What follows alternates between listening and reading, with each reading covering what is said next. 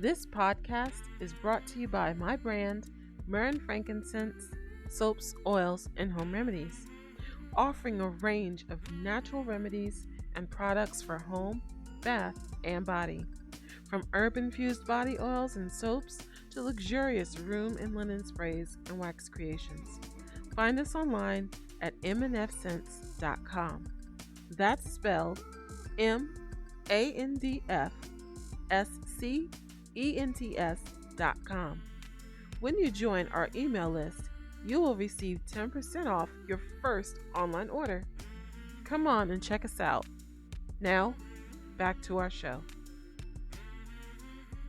According to a 2021 article from Shopify.com, 49% of new shop owners started their business to be independent.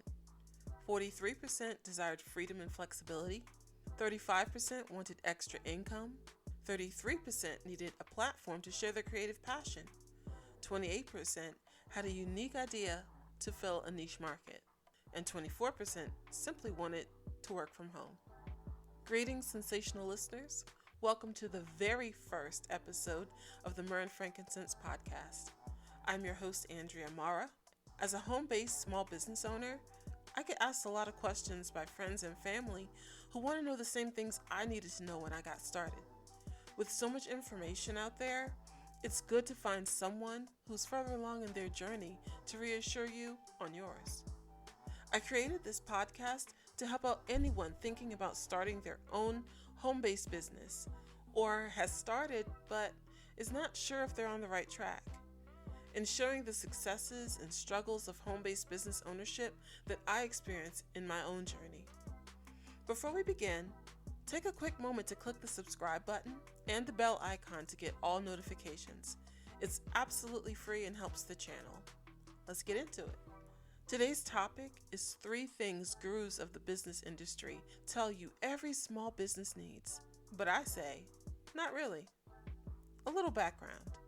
When I first decided I was ready to start a business, it was off to YouTube and blogs to find just where in the world to start. I pored over several blogs and listened to hours of videos from top industry professionals. But it seemed the more I dug into the information, the more confusing it became. Some say do one thing to ensure your business's future. Others say doing that exact thing will cause your business to fail before it starts. There was so much back and forth, but there were several pieces of advice that seemed to remain relatively constant. In hindsight, a lot of the information seems to be a bit much for a simple home-based business just starting out. If you're starting a small business from your home and there's only you as the staff, you don't need everything an established business needs right away. Let your needs grow with the amount of business you have and what you can afford. Diving in head first can really overwhelm you if you're not careful.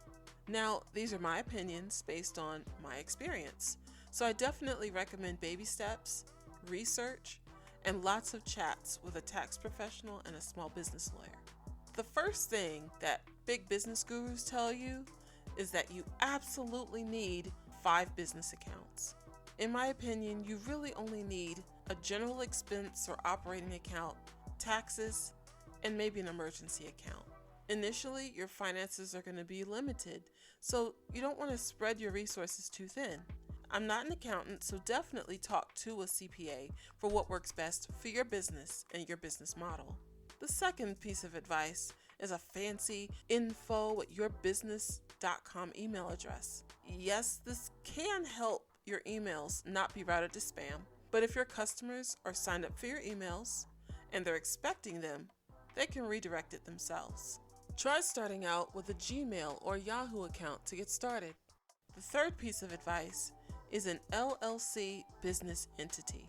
This is 100% your own choice.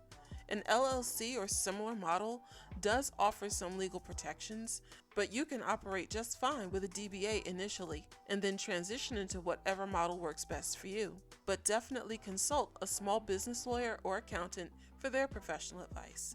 Now, I'm not saying these things are not needed at all, but they aren't necessarily reasonable for a home business day one. These are definitely goals to work towards in the coming months or years after you start. Well, now that I've said that, let me go ahead and say 3 things that I think those gurus were absolutely correct about. The first thing is to have your own website. Even if you're on Etsy or Amazon, keep in mind that Etsy and Amazon may be great places to start out if you don't have a customer base in place, and you will get organic traffic. But competition is stiff, and customers can easily be lured away. Have a site where you can direct customers in case you no longer have access to those sites.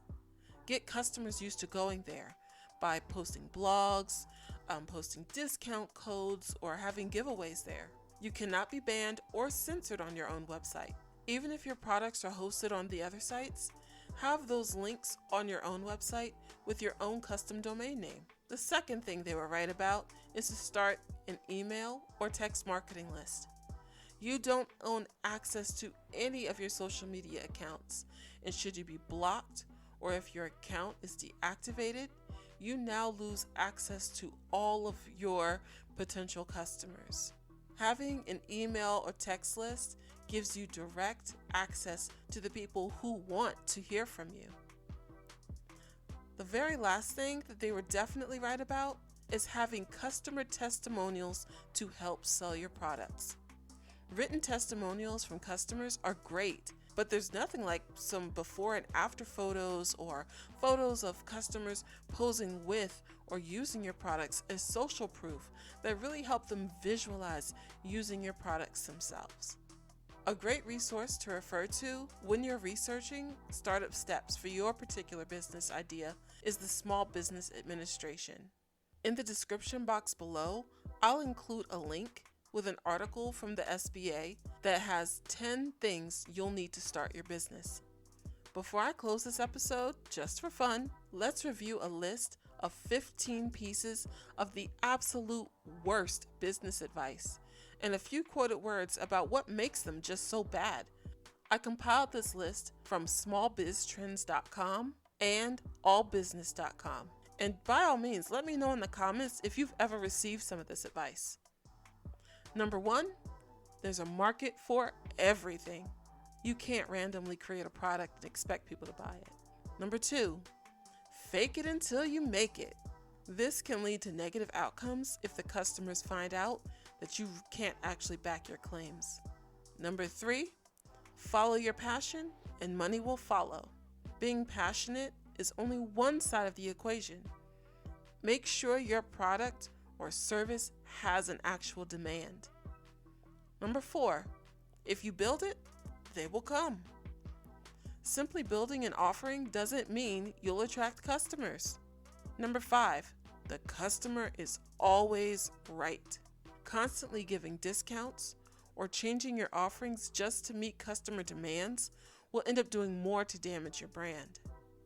Number 6, never turn down a paying customer. You can't assume that every customer is a benefit to your business. Number 7, it's all about who you know. This piece of advice can really discourage people who aren't well connected from even starting a business. Number 8, stick to the plan. Realistically, things change, and you should be able to adapt your plans to these changes. Number 9, keep your business and personal life separate. Being a little bit open and personable with your customers can be a good thing. Number 10, all attention is good attention. If that attention isn't in line with your brand and the image, it can do more harm. Number 11, offer the lowest prices. This isn't always sustainable depending on your costs and business model. Number 12, never say no. Well, saying yes to everything can spread you too thin and take your business in way too many different directions. Number 13, you have to spend money to make money. Be smart about how you spend. Many entrepreneurs have built successful businesses with very few resources. Number 14, never stop working.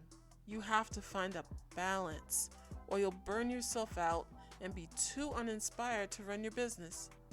Last but not least, number 15, and personally I think this is the absolute worst piece of advice that anyone can give to another person. Give up.